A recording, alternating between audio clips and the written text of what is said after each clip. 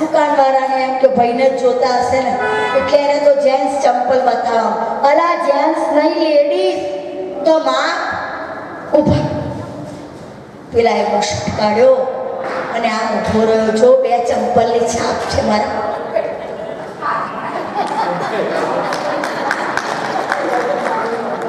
અલા જરાય હસવું ના આવ્યું તમને તો.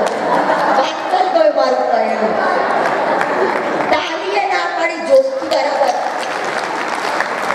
આ પૂછો વગરના આમાં લખ્યું છે. રામ ભક્ત મારા બહુ એક ઉપદેશ. અને ઉપદેશ કહેવાય. દ્રષ્ટાંત સાથે ઉપદેશ. પુરુષો વાઘ જેવા હોય.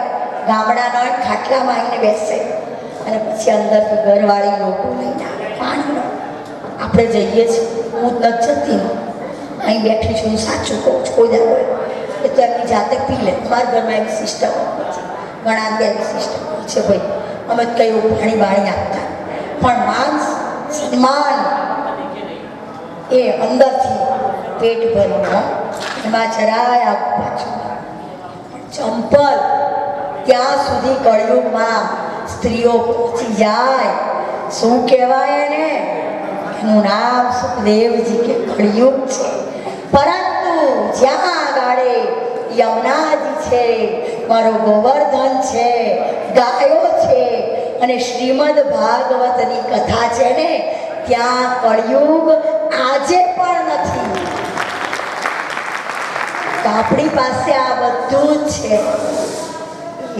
ભલે ગોવર્ધન જવાય કે ના જવાય પણ રોજ બોલીએ વલ્લભા ગોવર્ધન નાથ કી, શ્યામ સુંદર શ્રી અમને.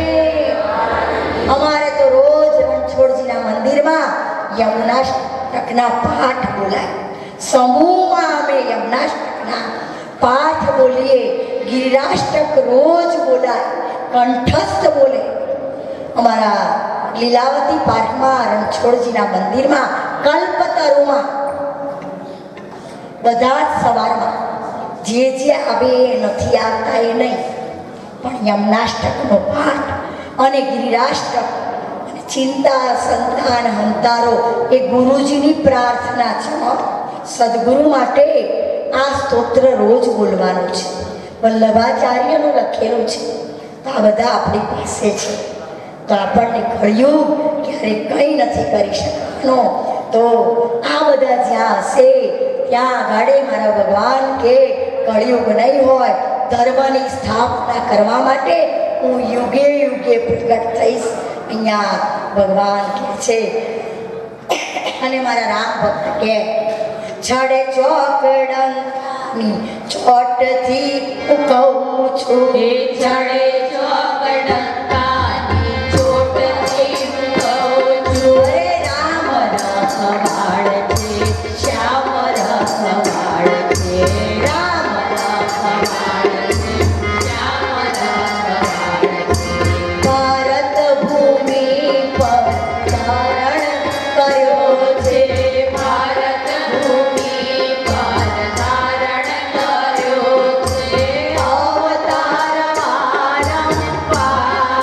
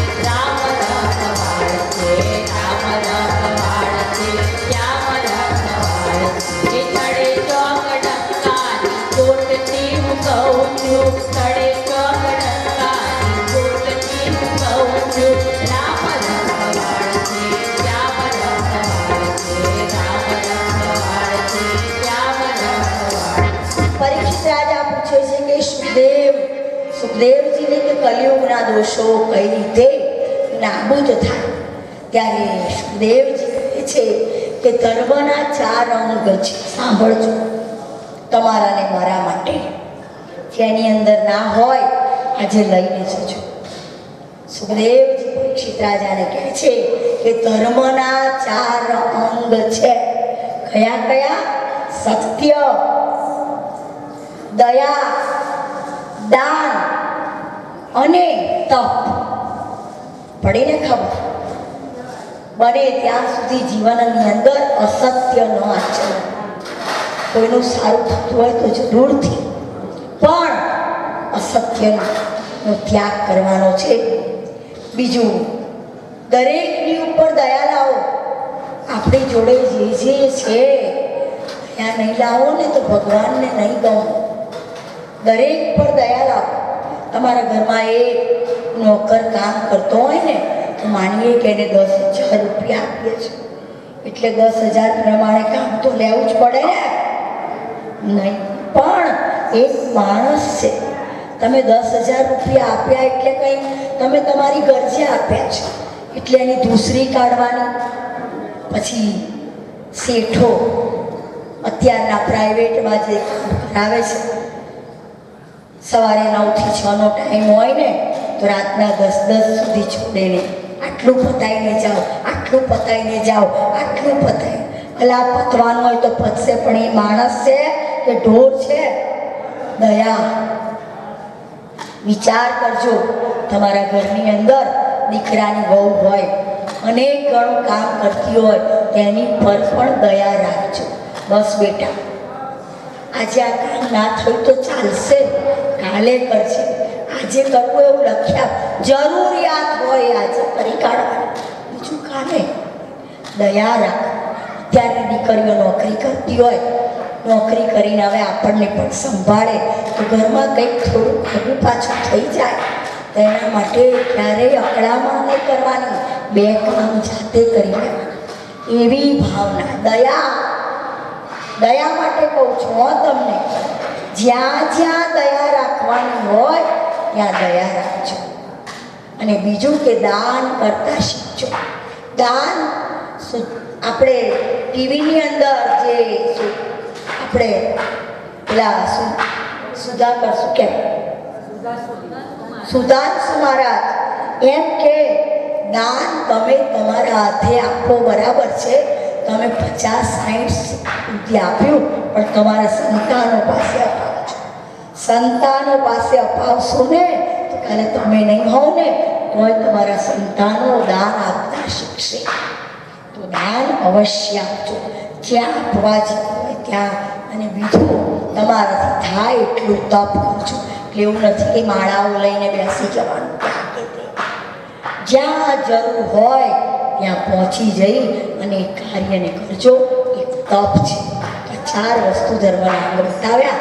પછી કહે છે કે કલિયુગની અંદર અધર્મની વૃદ્ધિ, હિંસા, અસંતોષ, અસત્યનો પ્રભાવ વધશે. જોઈએ જ છે કે આ બધું છે. અને ક્યાંય ખરા અત્યારે આવું બધું ના કરીએ તો ના ચાલે. તો બધો જમાનો કયો સાંભળીએ છે ગયો. રામ ભગત કે કંઈ ગયો નથી. જમાનો તો એનો એ જ છે. પૃથ્વી એ છે, આકાશ એ છે, પવન એ છે, પાણી એ છે, ખોરાક એ છે, બધું એનું એ છે. શું બદલાયું છે? તમારા વિચારો બદલાયા છે. બધું એનું એ છે. જમાનો બદલાયો નથી. એ પણ કીર્તન એમને લખ્યું છે કે જમાનો નથી બદલાયો, બદલાયા તમે છો. તમારા વિચારો બદલાયા છે.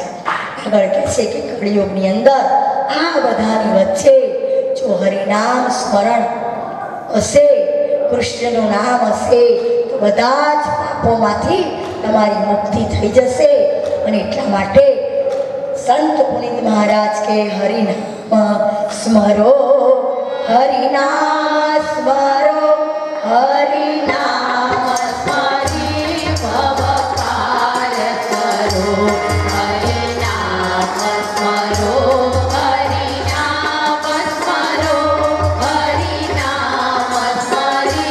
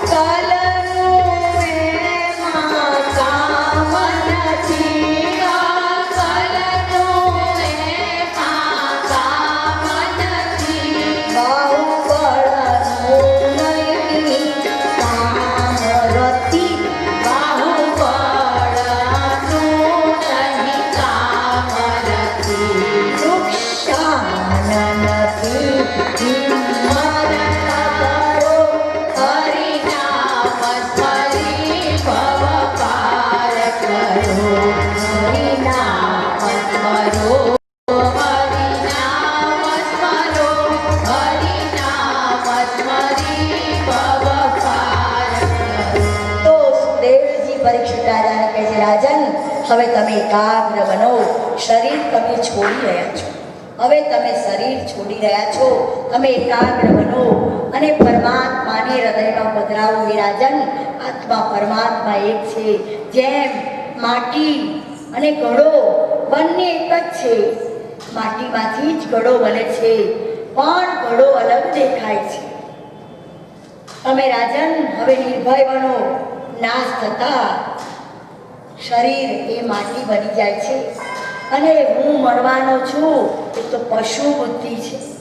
એનો ભય તમારી અંદરથી કાઢી નાખો. સુખદેવજી અંતિમ ઉપદેશ આપતા કહે છે, રાજન ભગવાન વાસુદેવનું ધ્યાન ધરો.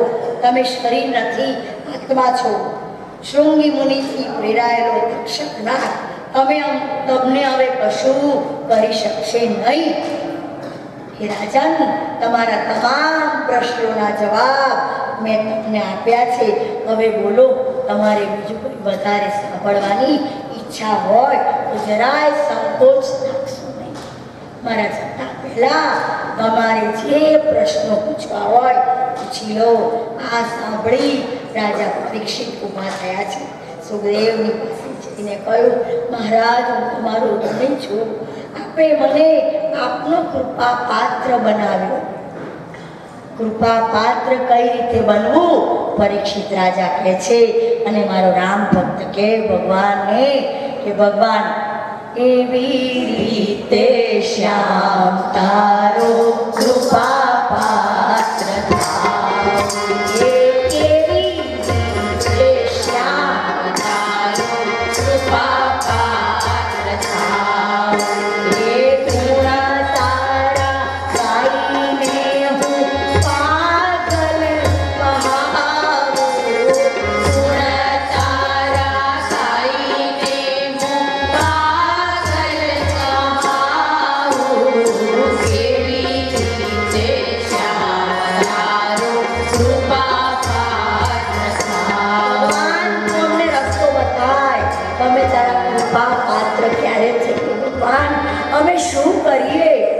પરીક્ષિતે તો ભાગવત બરોબર સાંભળ્યું અને ભગવાનનો કૃપા પાત્ર થયો. એને સર્પ કંઈ કરી ન શક્યો, દંશી ન શક્યો. તો ભગવાન, અમને પણ તારા કૃપા. એક એક રચના શબ્દે શબ્દે રામ ભગત યાદ આવે.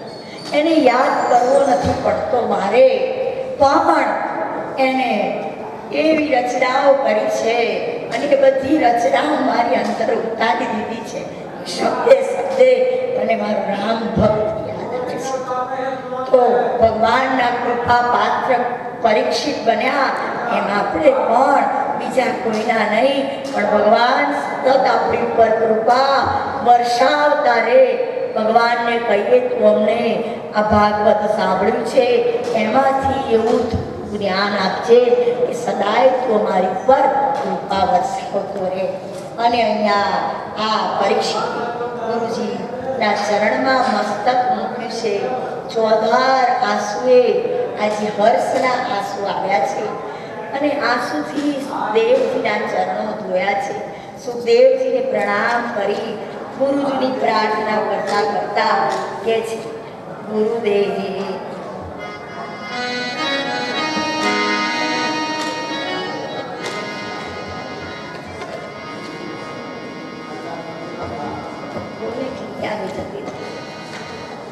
गुरुदेव तुम्हारी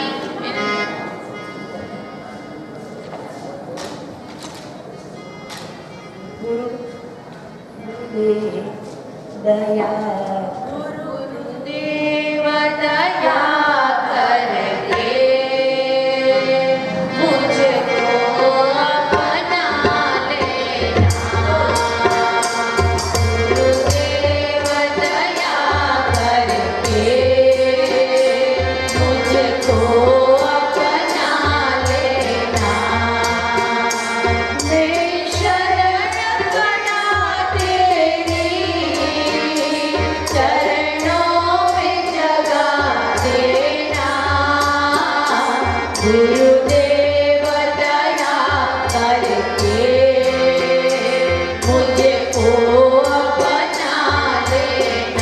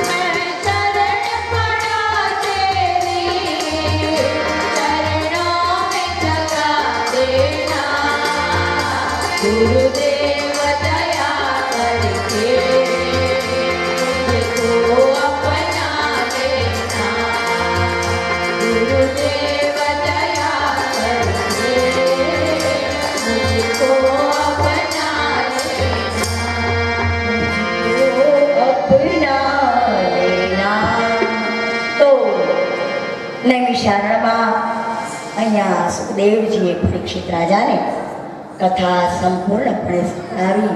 પરીક્ષિતે પણ સુંદર રીતે કથા સંભળાવી. પરીક્ષિતને જ્યાં સર્પદંશ કરવા આવે તે પહેલાં તો પરીક્ષિત મહાત્મા પરમાત્મા પાસે પહોંચી ગયો છે અને બધા જ દેવતાઓ જય જયકાર કરે છે. બોલો પરીક્ષિત રાય કી.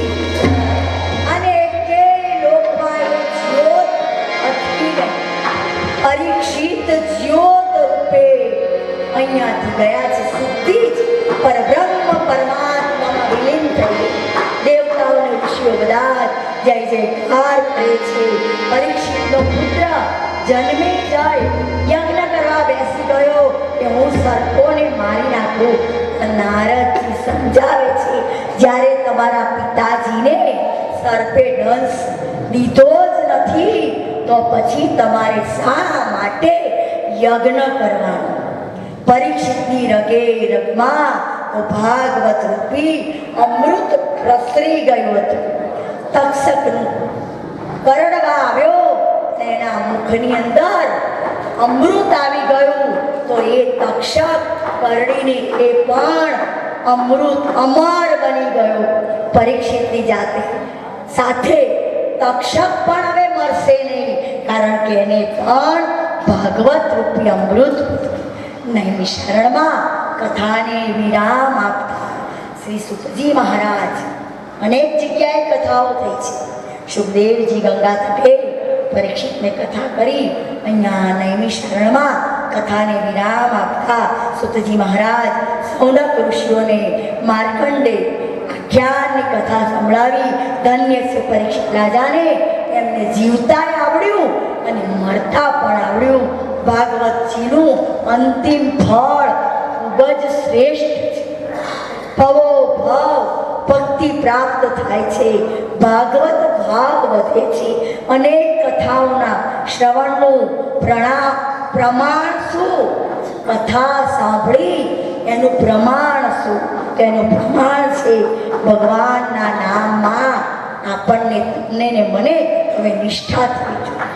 ભગવાનનું નામ અમારી પાસે છે ને અમને કોઈ કંઈ નહીં કરી શકે. ભગવાનમાં ફસાય, ભગવાનમાં આસ્થા જાગે ત્યારે એના ભાગવતના શ્રવણનું ફળ મળે છે. એટલે સંત પુનિત મહારાજ કે સંતો ભક્તો હંમેશા કીર્તન કેરી મોજો હરિ ભગત સૌ માણતા.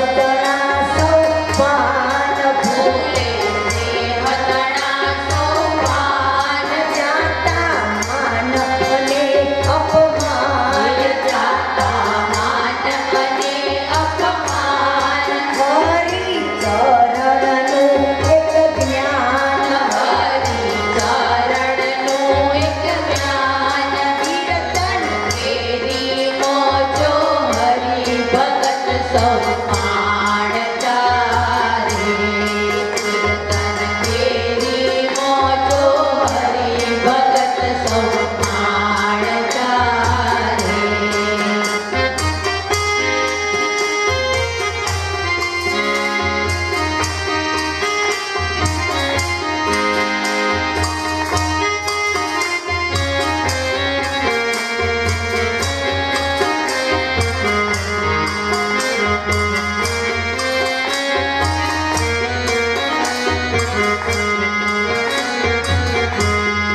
બોલનો ઢગલે પગલે તાલ ડગલે પગલે તાલ નાચે જાણે નાના બાળ નાચે જાણે નાના બાળ પુનિત ભળતા થાતો ન્યાલ પુનિત ભળતા ખાતો ન્યાય કીર્તન તેરી મોજો હરિ ભગત સૌ પાણચારે કીર્તન તેરી મોજો હરિ ભગત સૌ પાણચારે કીર્તન તેરી મોજો હરિ ભગત સૌ પાણચારે જે હરિના ભક્તો બને છે એ કીર્તન કેરી મોજો માણે છે.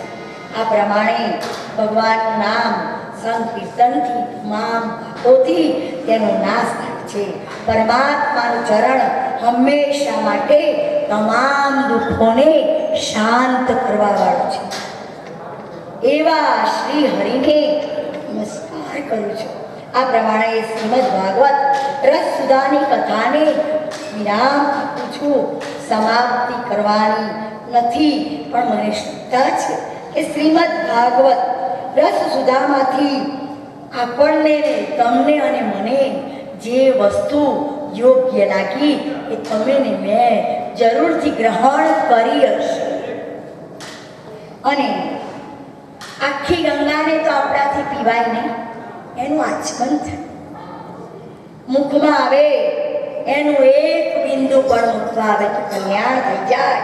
એમ અહીંયા આખું ભાગવત નહીં પણ એક વાત પણ જીવનમાં જો ઉતરે તો આ ગ્રંથ અને ગ્રંથ માટે કરેલી સાધના સફળ થઈ જાય. તમારી ને મારી આટલા બધા પૈસા ખર્ચીને તમે અને હું આવ્યા અને અહીંયા આમ તો આપણે 3 કલાક કંઈ હખણા બેહીએ એવા નથી. બેસીએ તમે નો ઘેર બેહાય જ નહીં ને દુખે તો એમ થાય ક્યારે આડા પડે છે, પણ અહીં કેવા બેઠા છે. આ પેલો જકડી રાખે છે. 3 કલાક તમે ને મેં જે સાધના આરાધના કરી છે તો એ સાધના તમારી ને મારી સફળ થઈ જાય. સફળતામાં બીજું કંઈ માગવાનું નથી. જળ પદાર્થો માત્ર ને માત્ર ભગવાન નિત્ય નિયમ અમને આવો આનંદ મળતો જ રહે, તમારા નામનો આનંદ મળતો જ રહે. બસ એ જ અમારી સાધનાનું ફળ છે ભગવાન. બીજું તો બધું હવે અમે તને સોંપી દીધું છે. કોઈ ચિંતા નથી. જેને બાકી છે બધાને ભગવાનને કહી દીધું, ભગવાન સાચે સાચ મેં અને તમે ભાગવત કથા સાંભળી હોય તો પ્રભુ જરૂરથી એમના માટે તમને યોગ્ય લાગે એ પ્રમાણે તમે વ્યવસ્થા કરી આપજો. ખોટા ખોટા કોઈને રીબાવશો નહીં, નહીંતર ફરીવાર કોઈ ભાગવત સાંભળવા નહીં આવે તમારે. માટે અહીંયાથી જઈને જરૂરથી મને એવા શુભ સમાચાર મળવા જોઈએ કે તમારી ને મારી ભાગવત કથા સક્સેસ છે. જેના મનની અંદર જે કઈ સારી ભાવના હોય એની તૃપ્તિ ભાગવત ભગવાન કરે એવું આપણે બધાએ ભગવાનને કહીએ. પણ નિઃસ્વાર્થ તમારી ભક્તિ સદાય અમને મળે અને આ અમૃત રસ અમે કાયમ પીધા જ કરીએ જીવનના અંત સુધી. ત્યાર સુધીનું જીવન મારું ગમે તેવું ગયું. ભગવાન આજ સુધી જીવતા ના આવડ્યું હોય તો કંઈ નહીં, પણ હવે તું અમને જીવતા શીખવાડી દે છે કઈ રીતે જીવન જીવવાનું અને મરવાનું કઈ રીતે. એ બંને વસ્તુ તું તારા લિસ્ટમાં લખી લે છે કે મારા આ ભક્તો જે બધા આવ્યા હતા એનું એ કામ મારે કરવાનું છે. કંઈ નથી જોઈતું, અમને જીવતા શીખવાડી દે છે. એમાં બધું આવી ગયું. અને જીવતા જો આવડી જશે ને તો મરતા આપોઆપ આવડી જશે. અને મર્યા પછી અમૃત રસ પીને આપણે બધા તમે ને હું અમર બની જઈશું. સિકંદરની જેવી આશા નથી હો. બધું ભેગું કર્યું, કેટલું લોકરમાં છે, બેંકમાં, એને યાદ જ ના કરશો. બાપા રહેવા દો, જરૂરત આ લઈ આવજો સત્કાર્ય કરવા માટે, બાકી રહેવા દો. ક્યાં સારું છે, કંઈ જોડે નથી આવવાનું. માટે ભગવાનને કે બસ માત્ર એક સદભાવના આપી, સદભાવના લઈ અને અમે અહીંયા જઈ તારા બાળકો અહીંયાથી જઈએ અને તારી આ સાધના અમારી સાથે આવે અને આવી સાધના નિરંતર કરતા રહીએ. આગળ કહે છે કે પરમાત્માના ચરણમાં તમે અને હું વંદન કરીએ. પરમાત્માના ચરણમાં વંદન કરતા પહેલા માત પિતાના ચરણમાં વંદન કરીએ. જે માત પિતાએ આપણને આ શરીર આપ્યું છે એમના ચરણમાં વંદન કરીએ. પછી આપણા ગુરુના ચરણમાં વંદન કરી અને આપણે શ્રીમદ ભાગવત 10 સુદામયનું 12મું વાંગમય પુષ્પ ભગવાનના ચરણોમાં અર્પણ કરીએ. બોલો ભાગવત ભગવાન કી જય, સુખદેવજી મહારાજ કી. અને આપણે બધા નક્કી કરીએ આની અંદર કે છે પુનિત મહારાજ મારે સાધના કરવા માટે માત્ર ને માત્ર કોઈની જોડે વાતે વાંકું પાડ્યા વગર એ તે હળી મળીને ચાલો ભજન પ્રભુના કરીએ.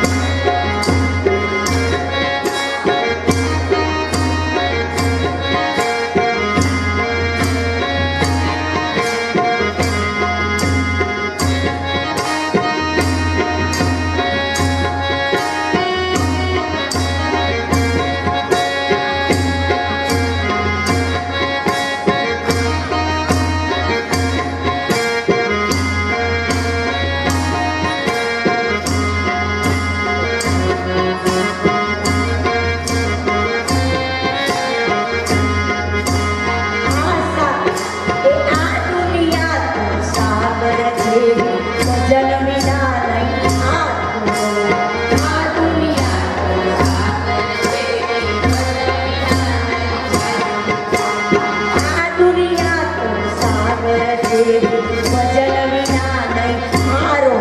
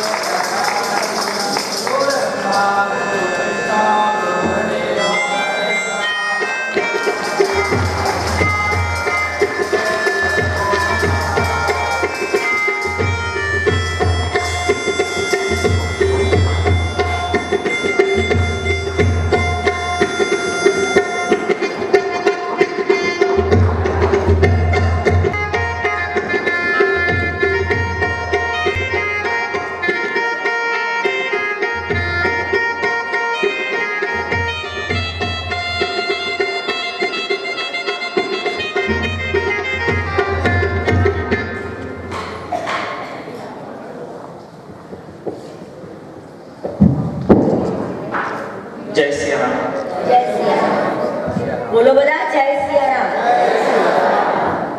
लोकाभिरामं रणरङ्गधीरं राजीव नेत्रं रघुवंशनाथं कारुण्यरूपं करुणाकरन्तं श्रीरामचन्द्रं शरणं प्रपद्ये मनोजगं मारुततुल्यवेगं जितेन्द्रियं बुद्धिमतां वरिष्ठं वातात्मजं वानरयूथमुख्यं श्रीरामदूतं शरणं प्रपद्ये। सर्वप्रथम 88,000 ऋषियों की पावन भूमि नई विसारणी को प्रणाम। कण में विराज रहे 88,000 ऋषियों को प्रणाम। श्री हनुमान जी महाराज जो हमारे और आप दोनों के इष्ट देवता हैं, उनके चरणों में प्रणाम। भगवान सत्यनारायण खाटू श्याम जी महाराज को चरणों में प्रणाम। व्यासपीठ पर विराज रहे पूज्य माता जी के चरणों में प्रणाम। हमारे बगल में अध्यक्ष जी बैठे हुए हैं, जीतू भाई बैठे हुए हैं, आप बैठे हुए हैं। हृदय से आशीर्वाद है। जितने लोग दूर दूर से पधारे सभी को जय सिया राम। જય સિયારામ. हमारे ख्याल से हिंदी तो सभी समझते होंगे। थोड़ी आवाज बेटा स्लो कर दो, बहुत तेज आवाज है। हिंदी तो सभी समझते होंगे आपको।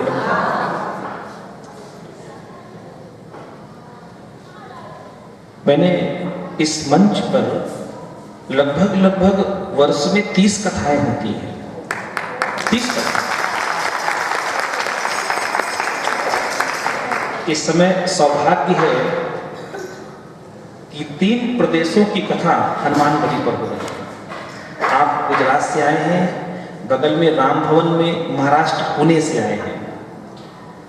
जिनकी कल शाम से शुरू हुई वो पंजाब से आए हैं। 30 कथाएं से 35 कथाएं होती हैं। लेकिन जो मैंने अनुभव किया अपने जीवन में, माता जी लगभग कोई भी वक्ता जीतू भाई आए वो 4 घंटे से ऊपर नहीं बोलता है, क्योंकि बोलने के लिए मटेरियल चाहिए ना।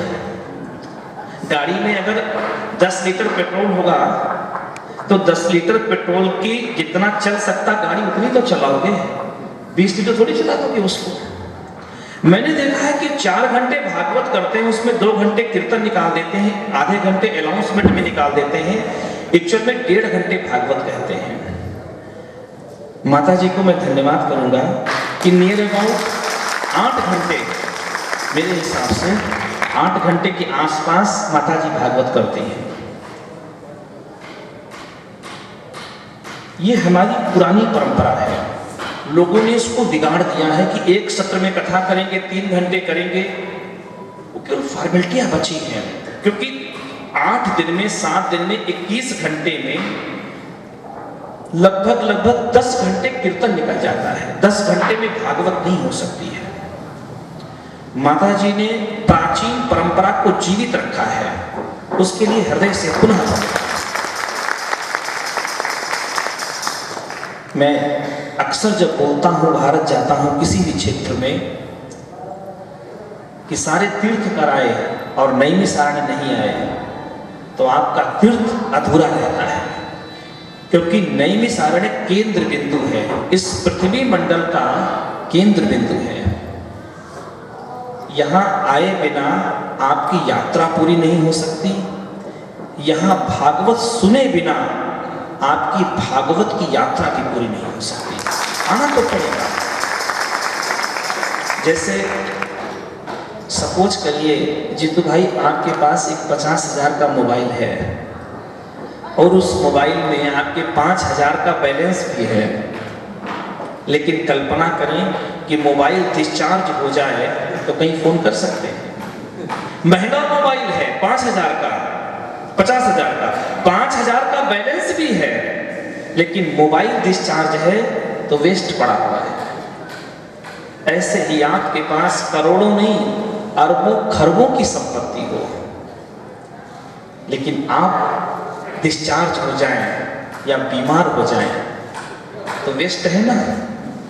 केवल बेड पर पड़े हैं। ऐसे आपके द्वारा कमाए हुए धन का आपके नौकर चाकर मजे ले रहे हैं। अध्यक्ष जी, आपने जो धन कमाया है, आप तो वेस्ट पड़े हैं ना बेड के ऊपर डिस्चार्ज, और आपके जो नौकर चाकर है उस मजे को खा रहे हैं। जिस प्रकार मोबाइल को चार्ज करने के लिए इलेक्ट्रिक की आवश्यकता होती है, अगर आपको पुनः बात करनी है किसी से तो मोबाइल को चार्ज करना पड़ेगा, और चार्ज करने के लिए इलेक्ट्रिक की आवश्यकता होती है। ऐसे ही जो हमारा डिस्चार्ज शरीर पड़ा हुआ है, मेरा अपना मत है, उसको चार्ज करने के लिए नैमिषारण्य की हवाओं की आवश्यकता है। मैं इसलिए उस दिन भी कह रहा था कि मुस्कुराइए, आप नैमिषारण्य में हैं। आपने कितना अनुभव किया ये मैं नहीं जानता हूं, लेकिन ये सत्य है कि नैमिषारण्य में जो भागवत सुनने आते हैं हनुमान गढ़ पर, मैंने एक नहीं हजारों लोगों के मुख से सुना है, किसी न किसी रूप में श्री हनुमान जी महाराज उसको 24 घंटे में एक बार दर्शन देते हैं। मैंने सुना। अभी आपको शायद 2 दिन रुकेंगे, आपके पास आज रात्रि का भी टाइम है और कल रात्रि का भी टाइम है। आज शाम को भोजन लेने से पहले किसी वृक्ष के नीचे एक आसन डाल करके केवल 10 मिनट बैठिएगा। किसी वृक्ष के नीचे। हमारे मन के अंदर कभी कभी कुछ प्रश्न उठते हैं जिनका उत्तर वो हमसे स्वयं मांगते, हम उनका उत्तर नहीं दे पाते हैं। आपको सत्य बताएं, जब उस वृक्ष के नीचे आप बैठेंगे ना तो 10 मिनट में समझस्त हो जाएंगे आप, और आपके हर प्रश्न का उत्तर उस वृक्ष के नीचे होगा 10 मिनट के। समय की अल्पता है, माता जी ने बोलने के लिए कहा, लेकिन समय की अल्पता है। लेकिन मैं समापन के समय एक बात जरूर बोलूंगा आपसे। आप तो एसी में रहते हो, 56 प्रकार का भोजन करते हो, लेकिन कभी कोई भिखारी आपको मिल जाएगा, कभी। जैसे आप अपनी एसी गाड़ी से जा रहे हैं, फॉर्च्यूनर में बैठे हैं, इंडेवर में बैठे हैं, सफारी में बैठे हैं, क्रॉसिंग पर गाड़ी खड़ी हो जाए ना आपकी, और देखा होगा जीतू भाई आपने, कोई बूढ़ी माता आती है, खट खट खट करती है ना दरवाजे पर, और आप फोन से बात कर रहे होते हैं। दिमाग खराब है तुम्हारा, भीख मांग रही हो, काम नहीं कर सकती हो क्या? कभी मत करना, ये मेरा आपसे निवेदन है। अगर उसके पास पैसा होता तो उसको क्या जरूरत थी कि आप एसी में बैठे, वो धूप में बैठ खड़ी होकर के आपसे भीख मांगती। आपके पास पैसा है, इसका मतलब आप ईश्वर के विशेष लोगों में से हैं।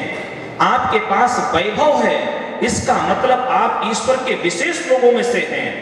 आपके पास पद है, प्रतिष्ठा है, रुतबा है, इसका मतलब आप ईश्वर के गॉड गिफ्टेड लोगों में से हैं। उसका मिसयूज मत करिए, ना जाने किस भेष में। एक संत गांव में रहते थे ना, एक गांव में साहूकार था, उसके यहाँ भंडारा था। संत कहीं जाते नहीं थे, लेकिन साहूकार